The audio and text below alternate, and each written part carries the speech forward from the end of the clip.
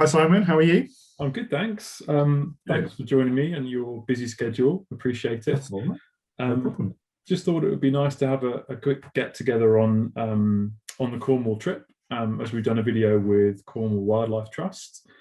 Thought it would be nice to do one on ShelterBox just for the finalists to discover a bit more about who you are, what you do, why the work that you do is so important, and I guess without giving too much away, just a little bit about what we're going to be doing down in Cornwall, and that sort of thing, if that sounds like a plan.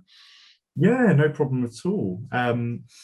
Yeah, more than happy to talk. So, yeah, my name's Colin. I'm the head of learning and development at ShelterBox, and for the last 21 years now, ShelterBox has been providing humanitarian relief to communities displaced by disaster across the world.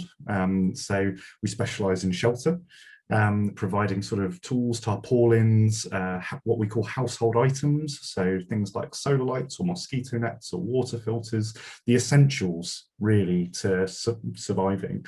And we sort of deploy our aid in all sorts of places overseas, from conflict in Syria to Cameroon, to natural disasters in the Philippines or in Asia. All over the world, there are people who need support, and we work with them to help them recover. Cool. And they're based down in Truro. I have to remind myself.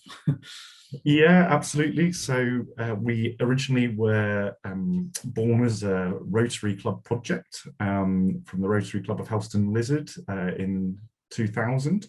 So our spiritual home was Helston, where we worked for 15 years or so, 16 years.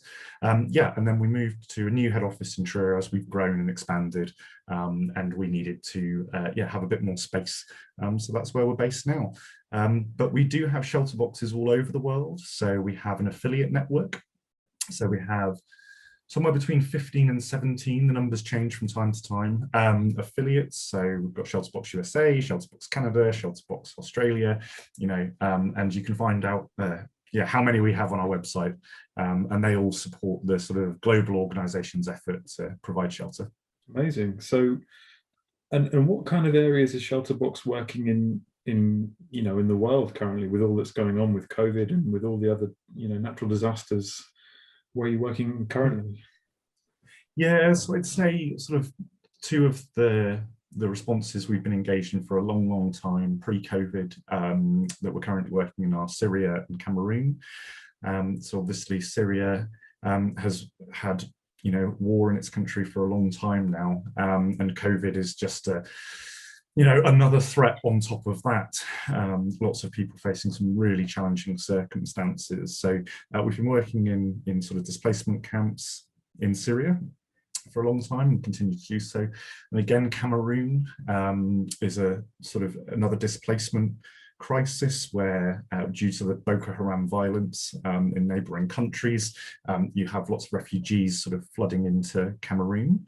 And yeah, we're sort of supporting in various places there to provide sort of temporary shelter whilst sort of the next thing comes along. So those are two off the top of my head that we're sort of doing right now. There are more, and of course we're always watching. So our operations team is constantly monitoring sort of global weather systems and various events and alert systems, for the next volcano, the next hurricane, the next earthquake. And we're ready to respond wherever the needs are. Amazing. And it probably sounds like a bit of a silly question, but why is that work that ShelterBox does so important for those communities? Yeah, it's something I think we can all reflect on over the last 18 months is the importance of having a home and having a safe place to be. I mean, it's never been more important, arguably, than in the last few years.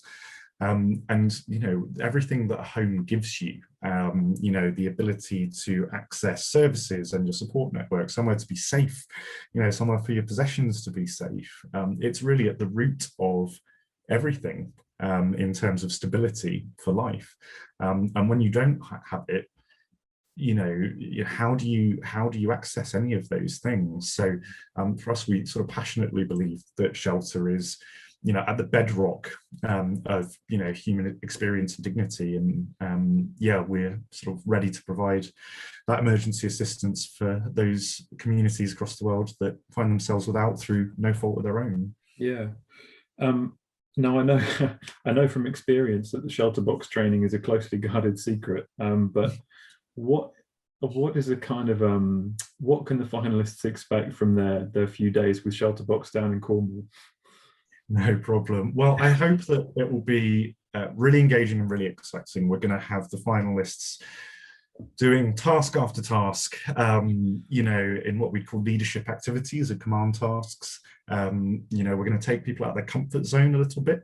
And really, we're going to model what we do very closely on what we put our response team members through. And a lot of that is about teamwork, working together, things your finalists will know all about, to come together to achieve something. And what we really focus on is both what you achieve, but importantly, how you achieve it. And I think that's the bit that the finalists can expect to learn from us on.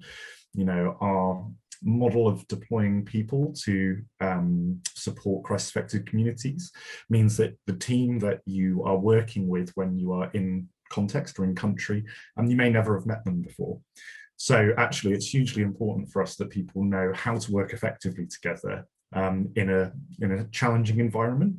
And honestly, I think it's a lesson we all need, whether it's in the corporate world, in our family lives. The lessons I think we can help impart can follow you through your whole life, really. So yeah, I won't say any more than that, but I think it will be fun.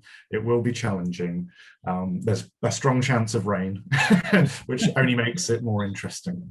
I was promised by Cornwall Wildlife Trust it's going to be blue skies and similar to a Greek island, but is that not the norm down in Cornwall? Well, it may well be when you're with them, but as you know, we have our weather switch, which we can turn on or off at our leisure. Amazing.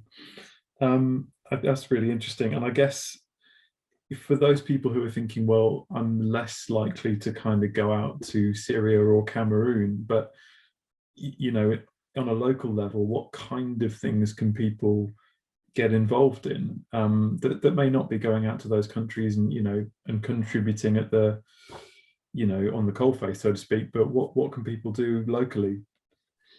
Yeah, I mean, I think in terms of supporting ShelterBox, there's a huge amount that people can do. We have loads of great initiatives in terms of how you can help raise some funds, join our book club, which is, really, really excellent way to support crisis-affected communities and still, learn and get something yourself.